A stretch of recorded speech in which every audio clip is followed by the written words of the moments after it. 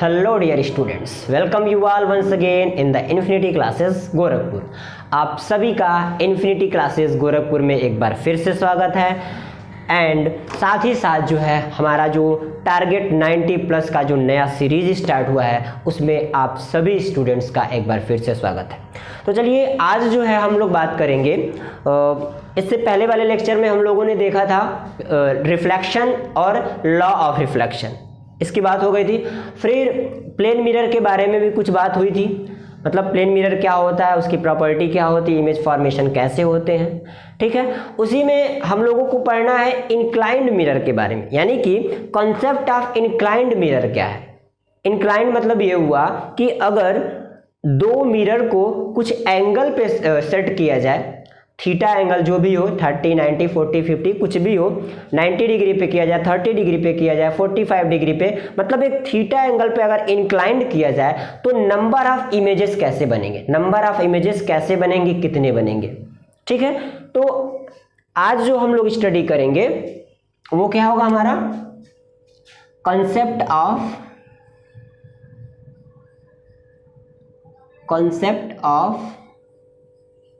inclined mirror, inclined mirror, MIRROR, capital and then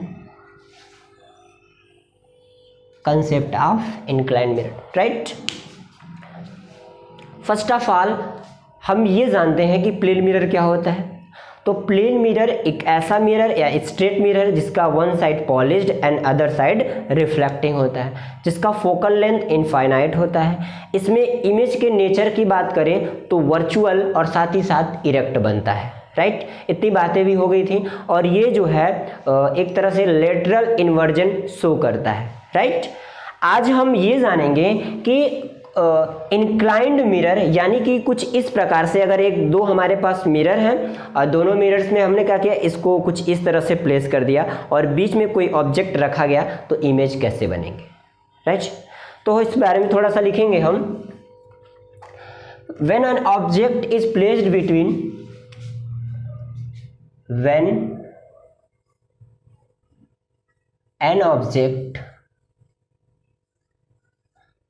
an object is placed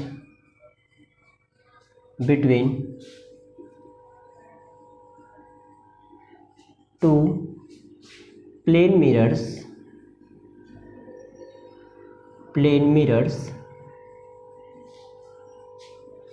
at an inclined angle theta, ठीक है। जब आप दो inclined plane mirrors के बीच में किसी ऑब्जेक्ट को प्लेस करते हैं तो नंबर ऑफ इमेजेस क्या होंगे, यानी कि कितनी संख्या में इमेज बनेंगे। Inclined angle theta, then number of images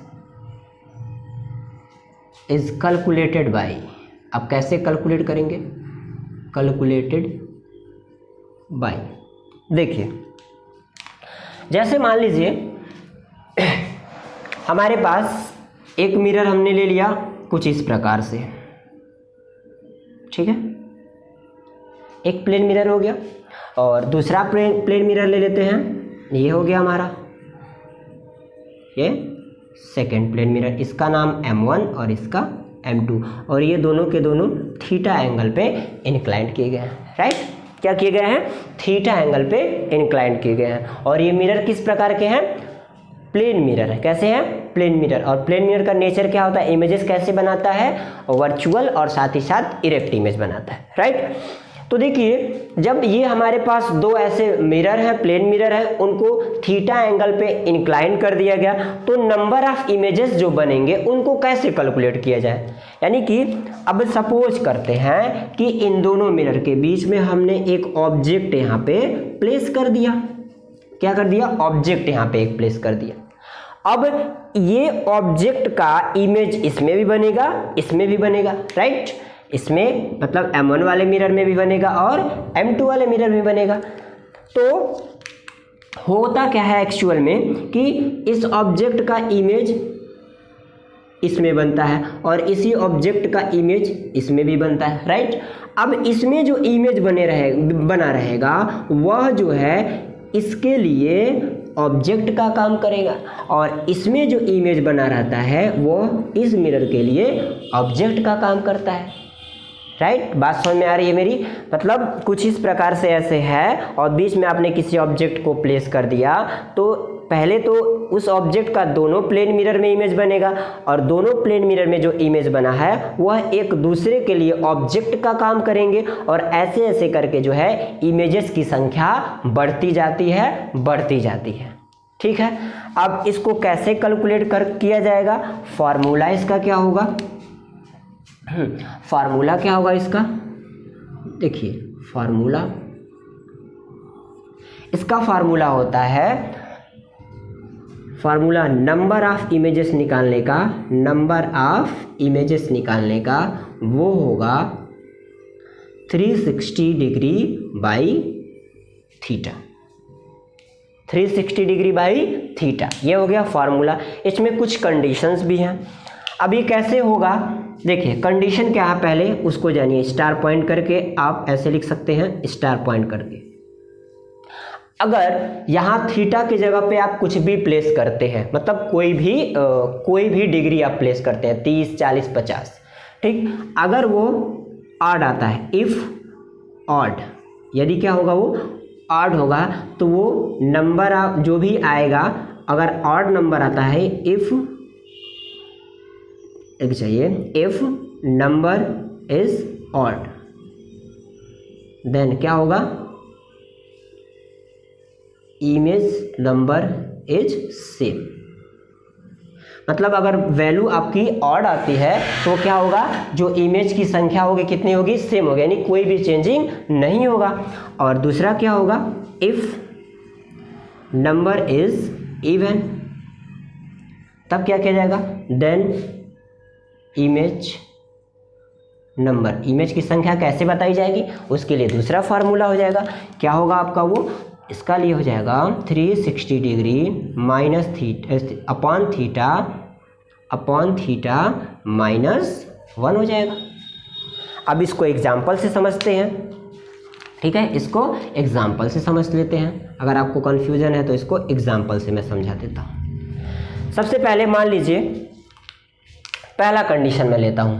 पहले अगर मान लीजिए हमारे पास एक मिरर ये है, दूसरा मिरर ये है, ये ऐसे ऐसे करके कुछ मिरर को ऐसे शो कर देते हैं और इनके बीच का एंगल अगर मान लीजिए 60 डिग्री है और ये M1 है और ये M2 है, यहाँ पे कोई आपका ऑब्जेक्ट है। अब मैं अगर आपसे क्वेश्चन करूं कि इसमें ज़रा नंबर ऑफ इमेजेस बताइए, यानी कि प्लेन मिरर की वजह से इसमें जो है ऑब्जेक्ट का मतलब कितने टाइम्स, कितनी बार जो है इमेज बना हुआ है, राइट। तो क्या किया जाएगा? हमारे पास देखिए थीटा कितना है? 60 डिग्री है। तो हमारे पास फार्मूला निकालने के लिए क्या है? नंबर ऑफ इमेजेस निकालने के लिए फार्मूला होता है 360 डिग्री अपॉन थीटा। तो थीटा हमारे पास क्या है? 360 बाई 60 डिग्री, राइट। तो 0 से 0 कैंसिल हो गया और 6 6 जा 36, 6 आया ना। तो ये 6 क्या है? इवन नंबर है। क्या है? इवन नंबर है। समझ में आ रही है हमारी बात? इवन नंबर है। तो अगर इवन है तो हमने इवन के लिए कंडीशन यहाँ रखा है। अगर इवन आता है तो हम 360 माइनस थीटा को 1 से सब्ट्रैक्ट कर देंगे। क्या करेंगे तब इसको? 6 माइनस 1 इज इक्वल्स टू 5। क्या हो जाएगा? नंबर ऑफ इमेजेस कितने हो जाएंगे आपके? 5 हो जाएंगे। इतनी बात क्लियर हो गई?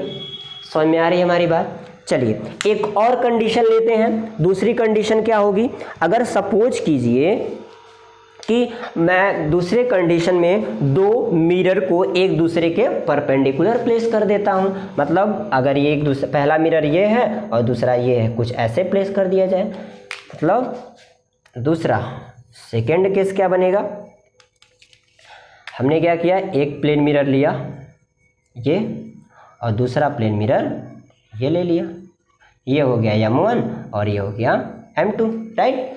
अब यहाँ पे हमने एक ऑब्जेक्ट प्लेस कर दिया, और ये तब थीटा कितना हो रहा है, 90 डिग्री हो रहा है कि नहीं हो रहा है।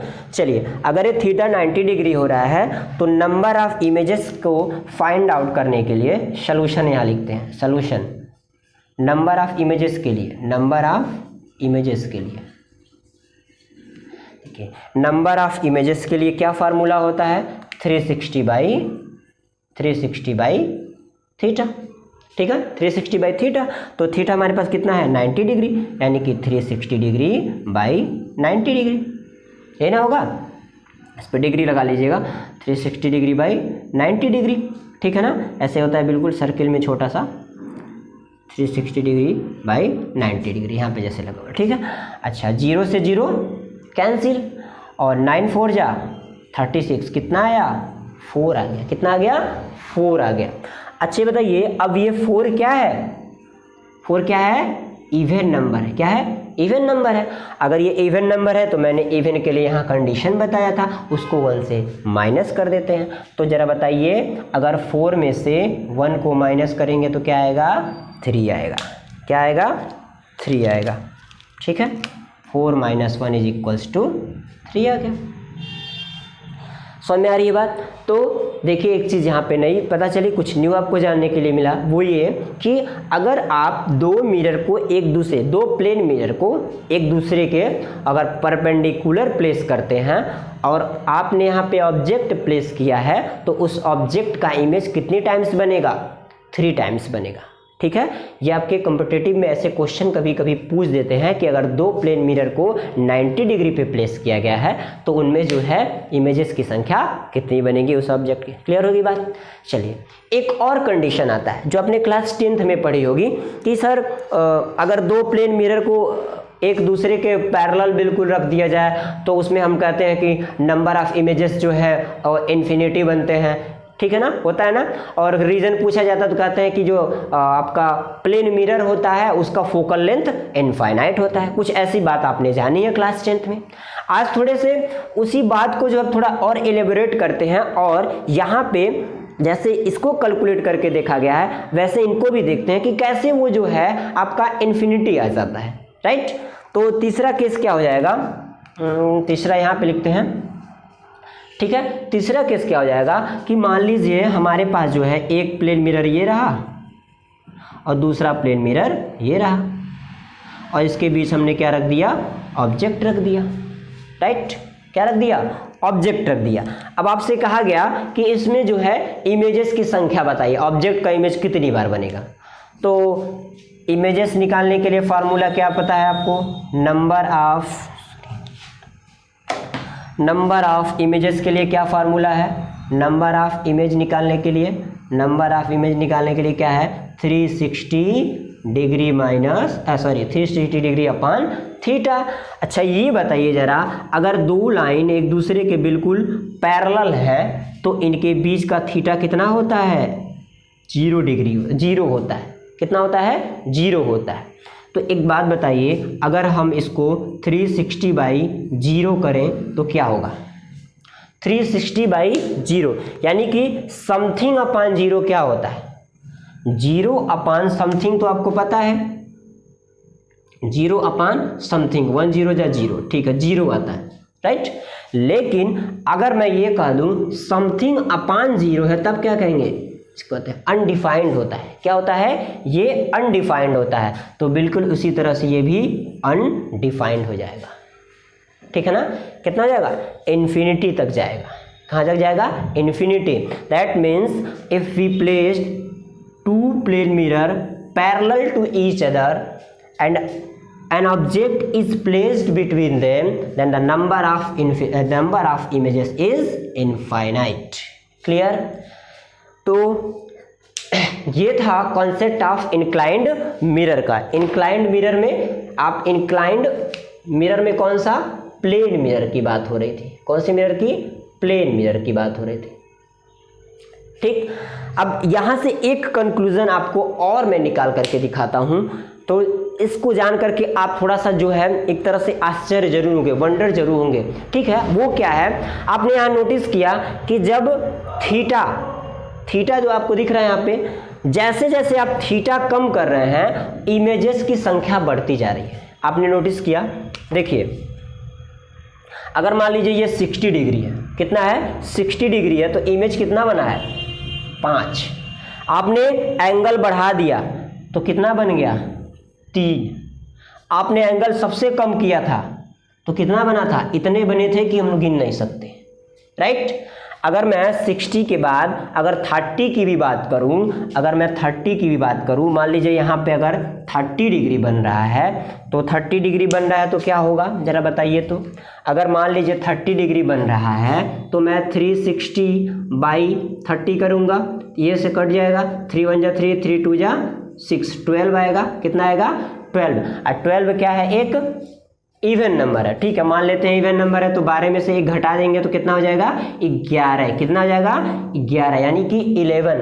तो देखिए यहाँ आप लोगों को एक चीज देखने को मिलेगी कि जैसे जैसे आप थीटा कम करते जा रहे हैं तो दो प्लेन मिरर के बीच में जो ऑब्जेक्ट है उसका इमेज जो है उसकी संख्या जो क्या होती जा रही है, इंक्रीज होती जा रही है, राइट।